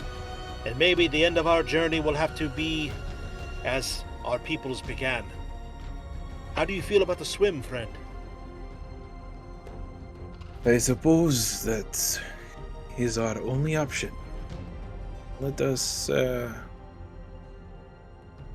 start swimming, I guess. It doesn't hurt to get a little exercise every now and then.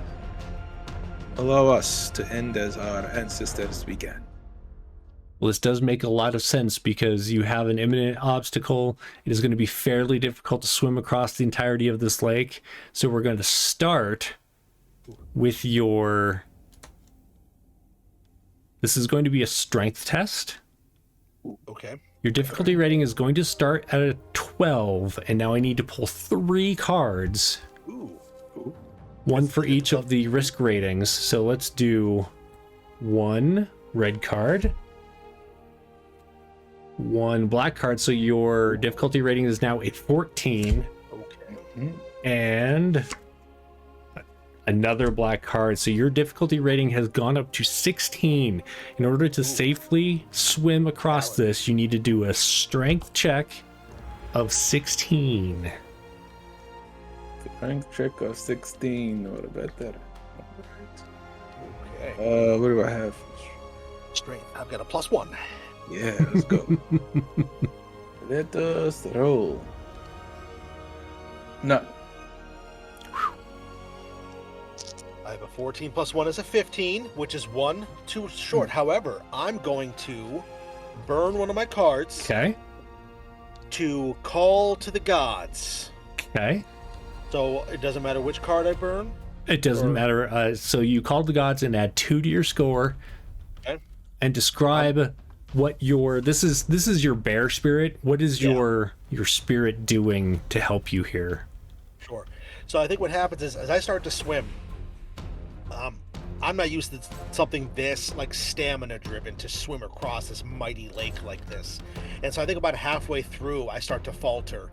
I think the fact that I'm just not weak. I mean, we've been through a journey together, Steingrim and I, so there's been a little bit more muscle that's been added to my frame, but I'm still not as strong as him. And again, something stamina like this is just not something that I've been trained for. So I start to falter, and I think what happens is as I start to go through the water and I start to lose that grip and I start to sink beneath, my arms actually, the hair on my arms, normally it'd be like goose flesh or something that would be, make my hair stand up. Actually, my hair elongates. I actually take on bear-like features. I actually get a little bit more, my body hair, my hair on my head, kind of a beard comes in. I kind of get a little bit of more of a hairy, and what it does is it gives me more buoyancy. And as I claw through the water, I start to paddle like a big grizzly bear moving through the water. I'm actually a little bit bigger, not as big as Steingrim still, but big enough to, you can see there's a notable difference in my muscularity.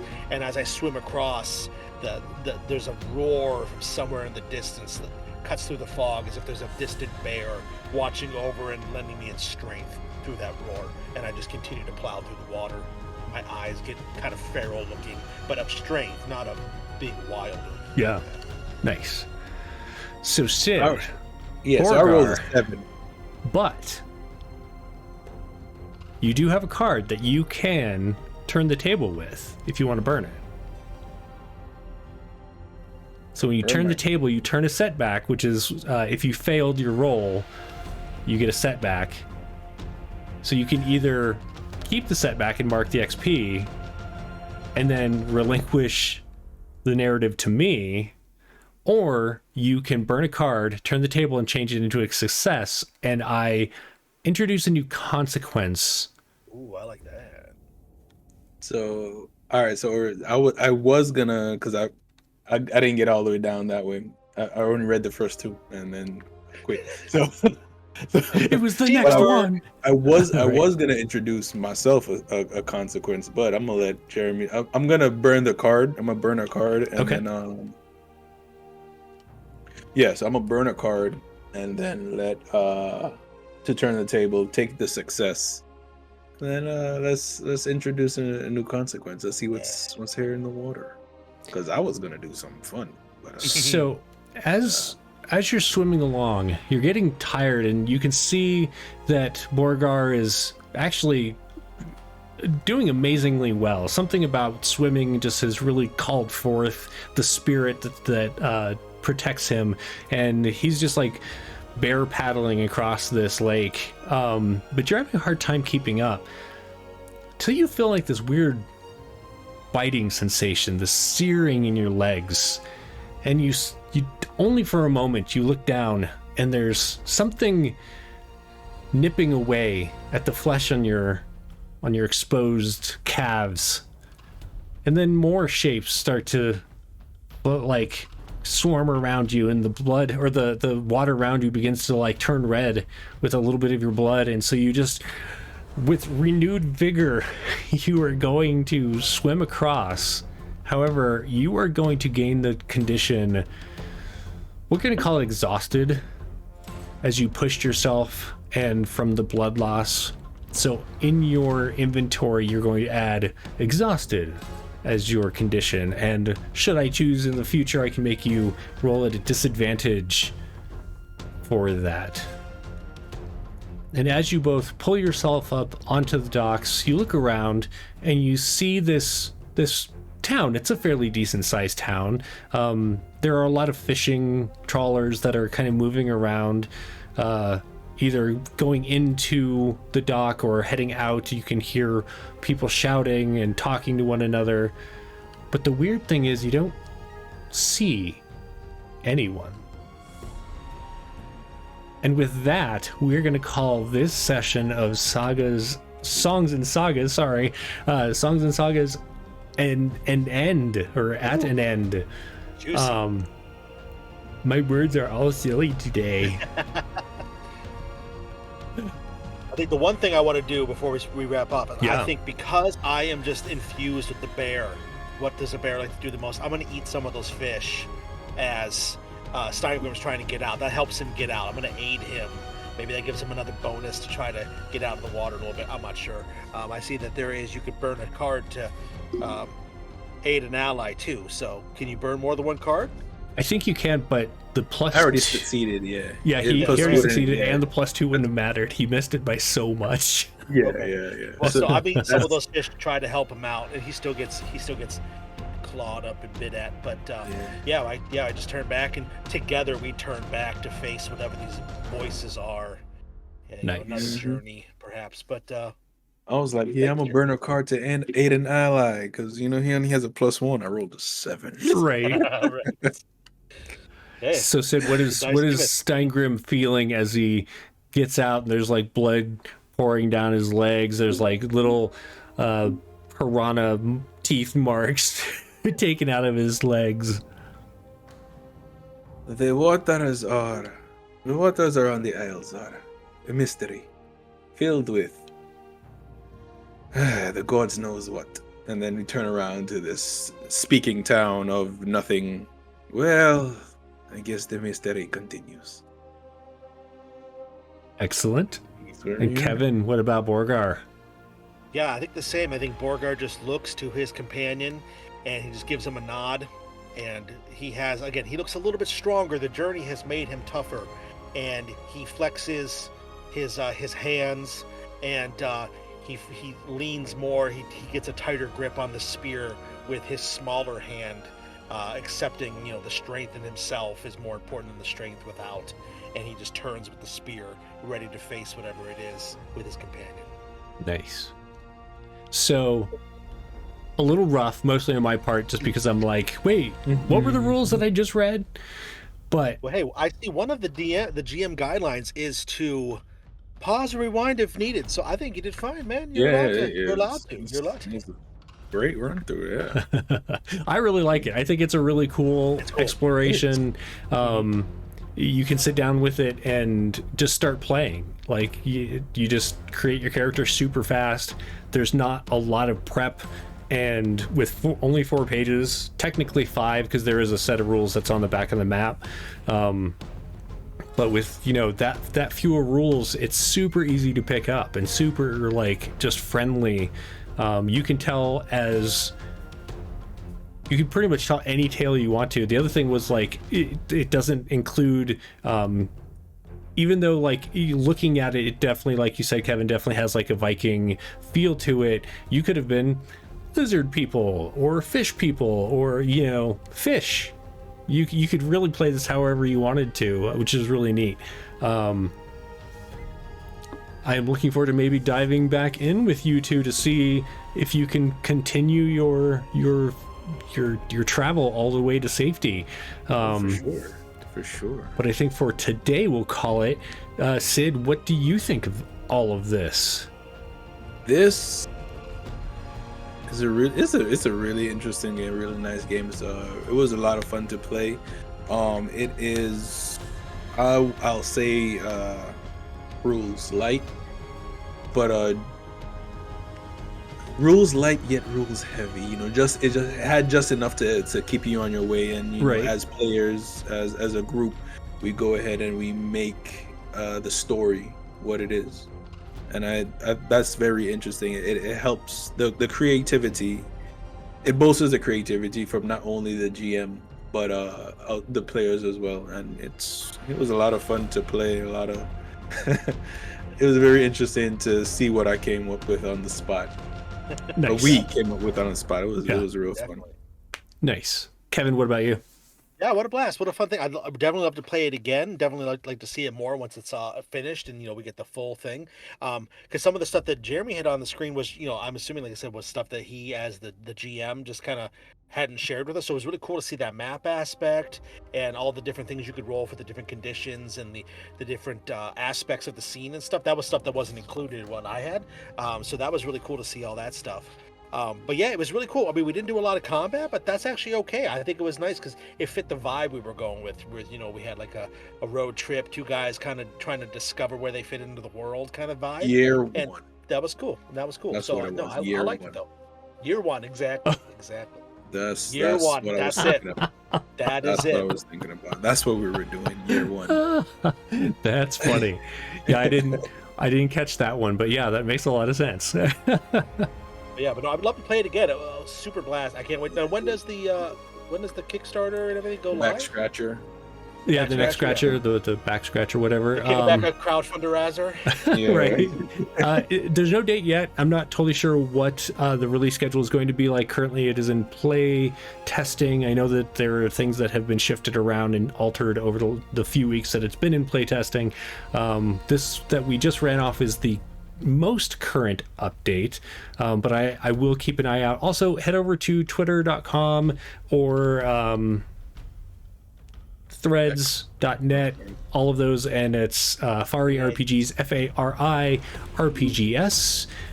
They're also on Blue Sky. Just search for it because Blue Sky has that like super long thing that you have to do. Yeah, type it. Right. And Also, like the card aspect. I do love the use of dice and cards. And I like how each card has like a different, not each card, but like the different suits either give you penalties and that kind of like feeling of things. So like serenity or wariness or whatever. I like how that all works. Nice. So Sid, why don't you tell us a quick outro about yourself? Hey, my name is Sid. And Hi, you can Sid. find me on you can find me on the socials at _Sundance Sid, just about everywhere. Blue Sky is Sundance Sid, because like I said, I don't know what they have against underscores, but it's not a problem. You can also find me on this channel. I volunteer for just about everything here on this channel, so if you see the notification, I'm probably there. If not, I'll be there soon. and then, yeah, Sweet. find me, tell me hi, say hello, invite me to a game, invite me to your table. I am good at rolling dice, probably. Maybe, we'll see. But don't use that last. Yeah, don't use that last one as a sample of how good you roll dice, because use the beginning of the game of how lucky I am with the cards I drew, and not with what I rolled at the end. Yeah, I think you killed it with the drawing of the cards, because you had great attributes, man. Right. It was just like another +1 to another +2. Nice. Man, it was great. And just don't invite Sid to things on Thursday evenings, because Yes. Kevin, what's coming up soon on Thursday? Every other Thursday. Yes, indeed. I'm Kevin, by the way, found online to the socials at KevRan Games, because there's no underscores anywhere in that. It's legit the same everywhere. But I'm one of the co-producers here with Jeremy, kind of rocking and rolling and bringing you this fun stuff. The game he's talking about is both of them are in it. We are doing a complete and total re-envisioning of the Pirates of Dark Water television show that was from the early 90s. If you haven't seen it, you have missed out. So come watch our stream and see what it is. It is a really cool, using Fantasy Age 2nd edition. It's going to be a game where they are going to be pirate type characters in an alien world where a mysterious dark water is threatening everything. And it's going to be super fun. It's going to be a blast. That starts on the 18th, every other Thursday, right here on Wanderer's Haven. Like I said, they are both in it, playing great characters. Two other great characters, Bob and Christine, are going to be there too.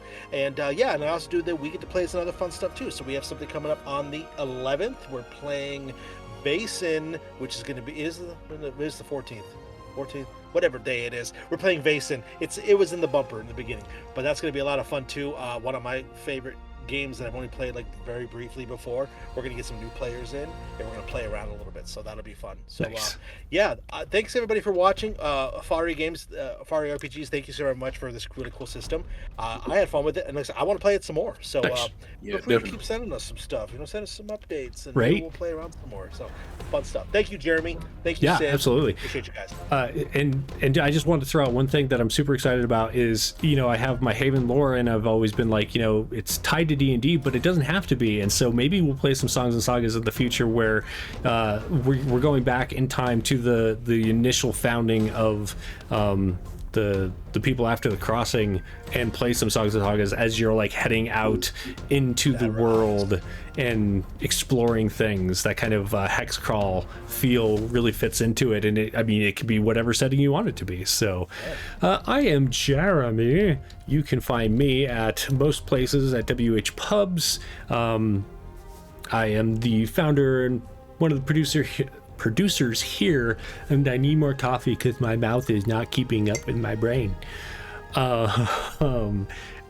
You can catch me in the Pirates of Dark Water coming up, Age of Dark Water coming up.